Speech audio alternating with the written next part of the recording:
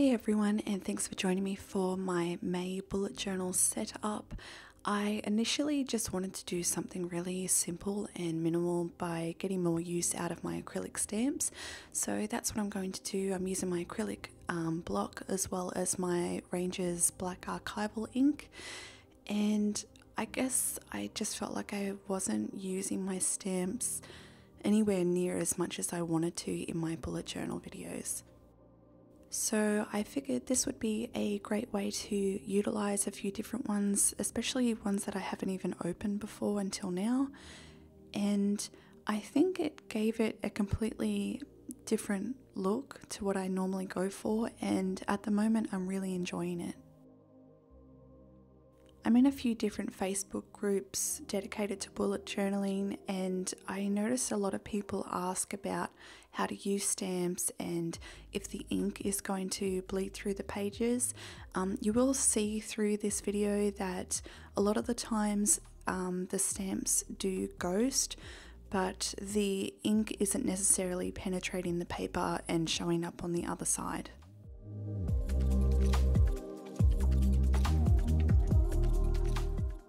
So on this page, I'm putting together my monthly calendar for May, and I do prefer a Monday start, so that explains why that's that way. I figured while I was stamping my little heart out, I would delve into these numeric stamps by Kaisercraft. And I know it's easy enough for me to just write out the numbers, but I thought, while the theme calls for it, I'll just make use of these stamps. And now I'm using my kneadable eraser to just rub out those graphite lines. Moving on to the habit tracker now, I decided to stick with a layout that's really working for me.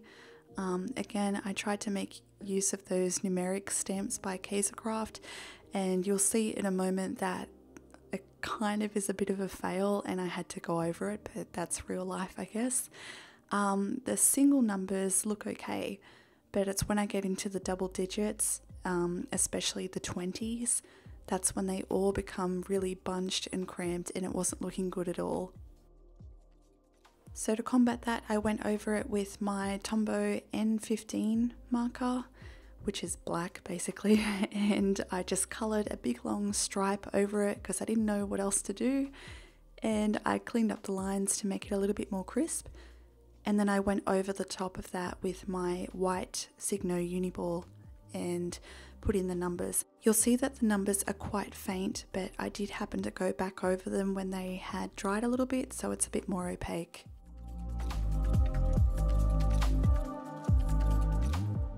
So obviously this big black line is pretty noticeable, so I decided to carry that through the other pages, and instead of making it like a minimalist setup, it turned into like a monochromatic setup. I've found that this sleep tracker is really handy, so I don't really believe in fixing something that's not broken, so that's why I'm sticking with this layout, and like I said, carrying that black stripe at the top. I wanted to say a big thank you to the people that had watched my previous video about how my husband and I have not been getting much sleep at all because of my teething daughter, but it was really nice to have you guys comment and kind of share your experiences. But I am happy to report that it's settled down a lot, so my husband and I have caught up on a lot of sleep, and we definitely don't take our sleep for granted anymore. Moving on to the monthly calendar, I decided to carry the black stripe through both pages, and I really like the way that it turned out. It just looks a bit more cohesive. And then I went ahead and did a really simple calendar spread with a section at the bottom for reminders and upcoming dates that I shouldn't really forget.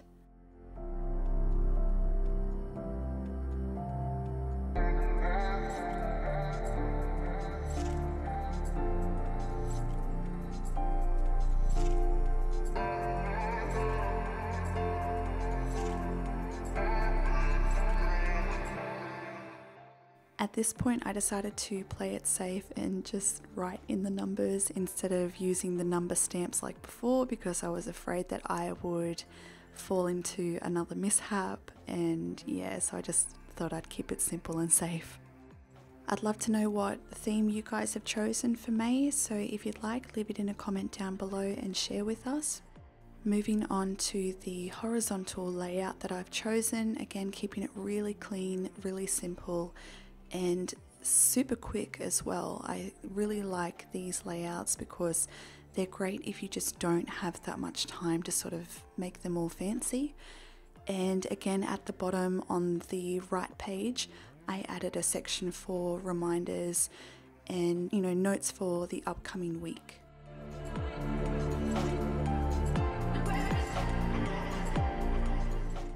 So at this point I decided to go back to the previous pages and add in a black stripe motif and kind of alternate it on the front page, just so everything sort of ties together a little bit more.